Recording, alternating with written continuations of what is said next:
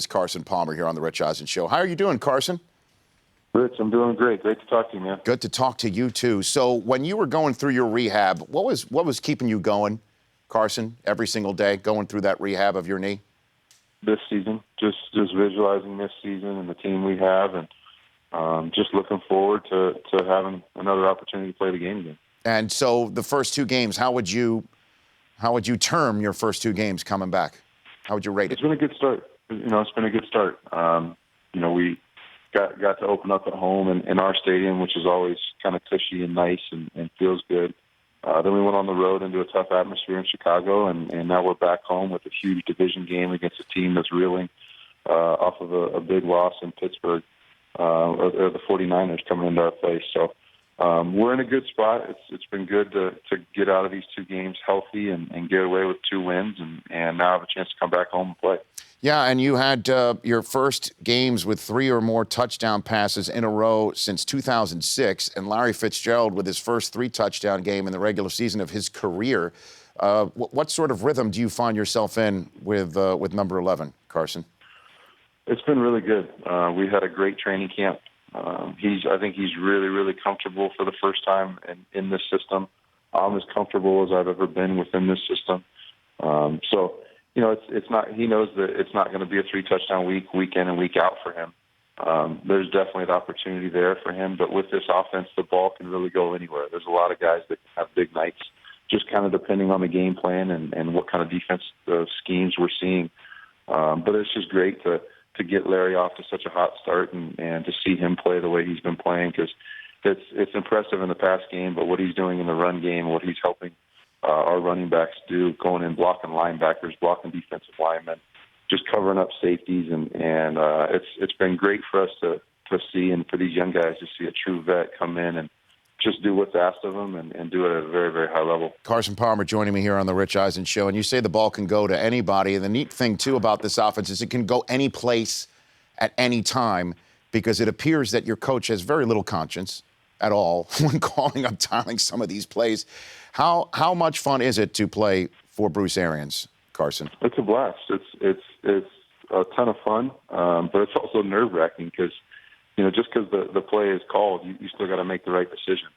There's times where you take chances and you take shots, and then there's times where you check the ball down and live for another day. And that squares off on the quarterback, and it's a blast. It's fun for the receivers. It's fun for the offensive linemen, because there's a lot of kind of big chunk type plays that change field positions. But it still comes down to managing the game right, knowing what's going on the defensive side of the ball, deciding when is the opportune time to take that shot and when's the right time to check it down. And I'm just wondering about your relationship with him and the fact that he's a guy that's been spending a lot of time in this league waiting for a shot like the one that he has right now. And after you had your shot in Cincinnati after the knee injury, you getting another chance right now together with this man. Would it be fair to say that is a bond that you have with him that you haven't had with another coach, Carson? I think so. He's really the first offensive-minded head coach / play caller that I've played for, which is awesome. To be a quarterback and a head coach, be the guy that's calling the plays. And also he waited a long time for his opportunity to be a head coach, and he's taken it by the reins and really done a phenomenal job. He was the coach of the year last year. He walks around this facility with a great deal of respect from every player, by the way he works, by the way he operates, and the honesty that he coaches with. I think everybody in this locker room has a great deal of respect for him. I know I do, and it's an honor to play for him and be out there on the field with him. That honesty, so much being made about that, certainly in stories about him and conversations about Bruce Arians. Can you give me an example, Carson, of that honesty? There's just no sugarcoating anything.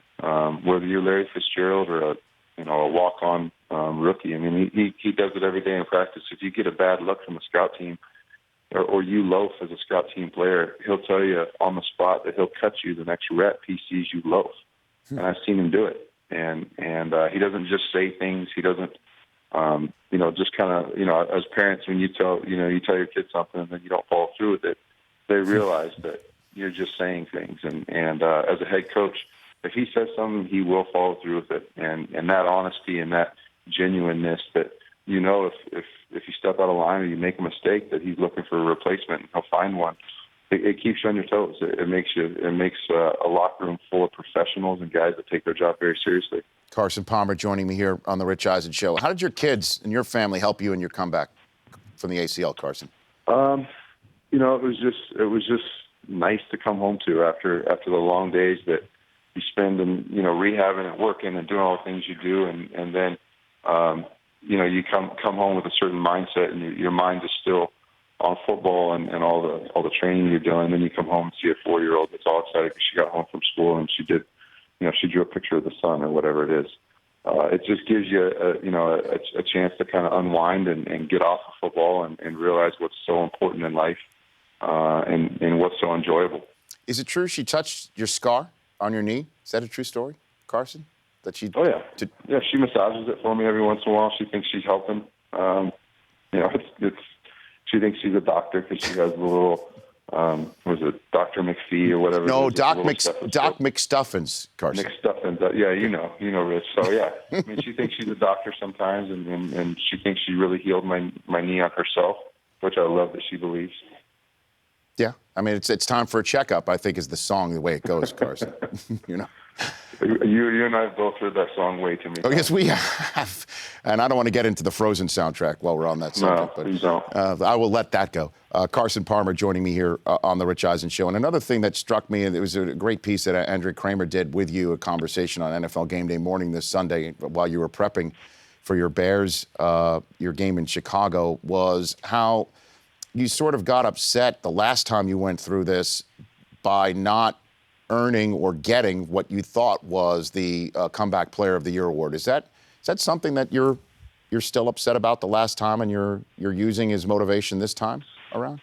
I did use it, especially during the grind to rehab and all the long days. I came back from it last time and didn't get it, and I've used that, as silly as it sounds, I've used that as a little bit of motivation. That's something I thought about. Kind of in the dog days of rehab when I just didn't want to go in and didn't want to do certain things and was just sick and tired of it. It's oftentimes something I thought about. Carson Palmer joining me here on the program. What would you say to Romo? I mean, he's been through it before with the same injury too. So you've now gone through the same thing with the same injury also. What would you say to Tony Romo right now and all the other quarterbacks who seem to be going down like flies right now in the NFL, Carson? Yeah, I mean, Tony's a vet. He's been around a long time. He definitely doesn't need advice. As you know, as you said, he's been through this before. But I think the most important thing when you're going through an injury for the second time is just to reflect back on the good and the bad, and what went right, what went wrong the first time, and use different things that you liked that first time, and make sure you don't do some of the things that you didn't like or maybe slowed you down from the first injury. And I'm sure Tony's a very smart guy. I've known Tony for a while, and I know he's in a tough place right now because he loves the game. He wants to be out there with his guys, and all he can do is just get on the mend and try to get back as quick as possible. And I'm sure he's using a lot of those old experiences from a couple of years ago and using some of that stuff that helped him get through it the first time this time. And what do you think of USC? It was a tough loss this past week against Stanford, Carson. What are your thoughts in your alma mater? Yeah, Stanford at home, that's a tough that's a tough pill to swallow, but just knowing Sark and knowing some of the guys that are still around there, they'll get them ready to bounce back this week. They actually come out here to Arizona State, and I was bummed. I was hoping it was going to be a 1:00 game so I could go and catch a little bit of it. Unfortunately, we're going to be in meetings, and our chapel starts at 7:00, and that's when the game kicks off. So I won't get a chance to see him, but I expect him to bounce back big time this week on the road in a tough environment. Get back on a winning track. Yeah, I know, and he had obviously a very rough go prior to the season with him and Pat Hayden and his, public appearance at a rally. I mean, did you have any conversations with Sarkisian at all around all that, or you just decided to just stay away from that scenario? Yeah, I stayed out of that, and right. I'm going to elect to stay out of it. Got it. Rich, I see what you're trying to do, though, man. No, I'm not. No. I'm not trying to. I smelled it. I smelled it coming in, Rich. We've known each other too long. All right, so one last thing for you, Carson. Honestly, I'm not trying to be part of that paparazzi that makes you slip up. I honestly was curious about it, and that's the truth. No, I mean, I love Sark. Sark was my quarterback coach way back in the day, and, Yep. I followed his career along.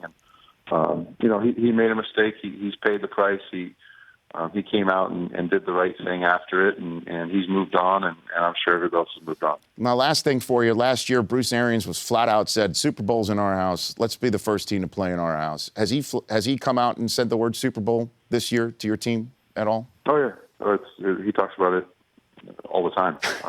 It's something he doesn't hide from, that we don't hide from.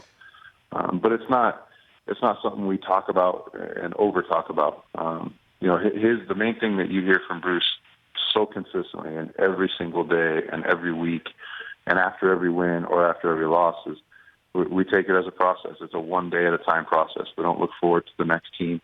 We don't look forward to on Wednesday. We don't look forward to Thursday's practice or Friday's practice. We handle each day as it comes, and then we correct it. We pat ourselves on the back for the things that went right and the things we did that were good.